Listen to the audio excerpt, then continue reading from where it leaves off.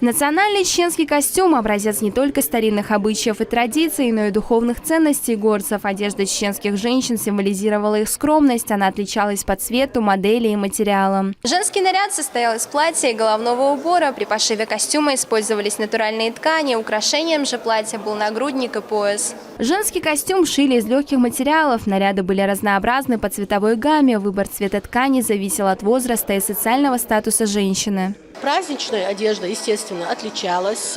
Старались не носить черную одежду.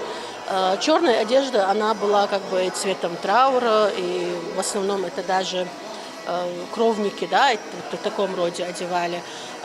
Преобладали синие, зеленые оттенки, натуральные цвета, натуральные шерстяные оттенки. Чисто белые надевали только незамужние девушки в праздник. А, кстати, цветом невесты считался красный цвет. Посетители выставки были приятно удивлены. На мероприятие Лариса Магомедова пришла по совету знакомых. Все очень понравилось, поделилась она своими впечатлениями. Такие платья, такие пояса, фотографии просто шедевры. Мне очень понравились эти фотографии.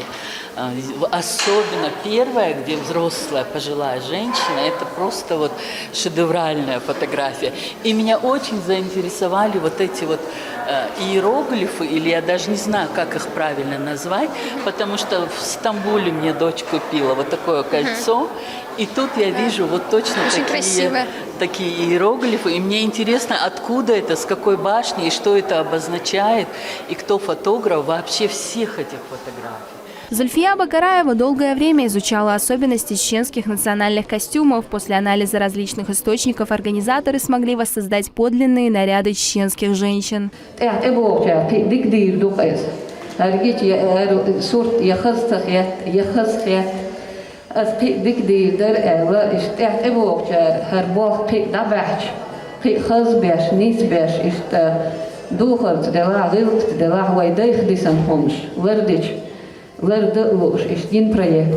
Гости выставки познакомились с подлинными вариантами традиционных костюмов. В завершении мероприятия посетителям показали документальный фильм о женских нарядах. Диана Хармуш, Адам Яхьяев, Аслан Висхаев. Неделя.